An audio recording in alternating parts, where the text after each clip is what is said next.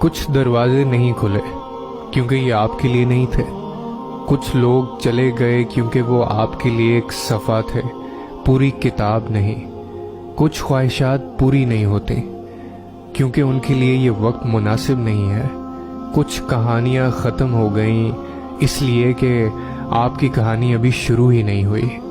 کچھ موقع ضائع ہو گئے کیونکہ آپ کو کامیابی سے زیادہ تجربے کی ضرورت تھی۔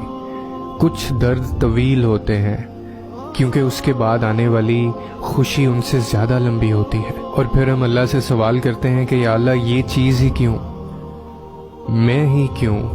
ہم اکثر سوال اپنے رب سے یہ کرتے ہیں اور بھول جاتے ہیں کہ وہ ہمیں پہلے ہی بتا چکا ہے، ہم تمہیں تمہارے خوف سے آزمائیں گے۔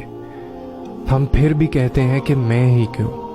یاد رکھیں ہمارے نبی پاک صلی اللہ علیہ وسلم نے فرمایا کہ اللہ کو جس سے محبت ہوتی ہے وہ اسے وہ آزمائش میں مبتلا کر دیتا ہے۔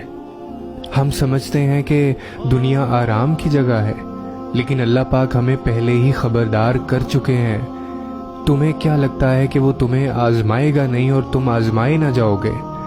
اللہ پاک نے ہمیں بہت بار یاد دہانی کروائی ہے کہ یہ دنیا سوائے فریب کے کچھ نہیں ہے، لیکن ہم پھر بھی سوچتے ہیں کہ یہ دنیا ہاتھ کیوں نہیں آتی۔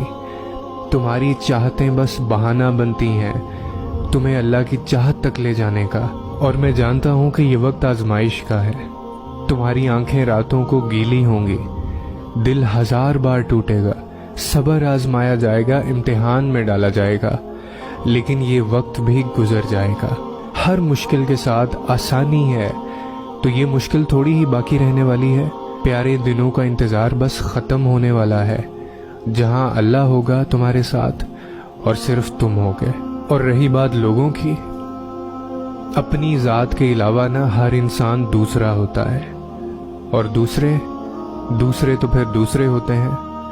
کبھی انہیں ذاتی طور پر آپ پسند نہیں ہوتے، اور کبھی آپ کے منہ سے نکلی کوئی بات بہانہ بن جاتی ہے، تو کبھی مقابل کی نسبت آپ کا ظرف برابری نہیں کر پاتا۔ لوگ تو لوگ ہوتے ہیں، انہیں اپنی غلطی ہی نہیں لگتی۔ ان کو اگر اپنا خدا نہ مانا جائے تو بھی برا مان جاتے ہیں۔ یہ صرف انسانی تعلقات ہوتے ہیں، اور انسان صدا کا ٹھہرا خود غرض ہے، کیونکہ ہزاروں خیر خواہ ہوں، ہزاروں دوست ہوں، ان گنت لوگوں سے بھری محفل ہو یا پھر لاکھوں لوگوں کا قافلہ، زندگی کے کچھ مرحلے انسان کو تنہا ہی اللہ کے ساتھ سفر طے کرنا پڑتا ہے۔ اور جب ہم ان مراحل سے گزر رہے ہوتے ہیں تو قدموں کی آہٹ اتنی خاموش ہوتی ہے کہ ساتھ بیٹھے ہوئے شخص کو بھی علم نہیں ہوتا۔ ہم سب ہی اپنے اندر ایسی بہت سی چیزوں سے لڑ رہے ہوتے ہیں جس کا ذکر ہم کسی اور سے تو دور کی بات خود کے ساتھ بھی نہیں کرتے، لیکن اللہ سب جانتا ہے، جو ہم کہتے ہیں اور جو ہم کہہ نہیں پاتے۔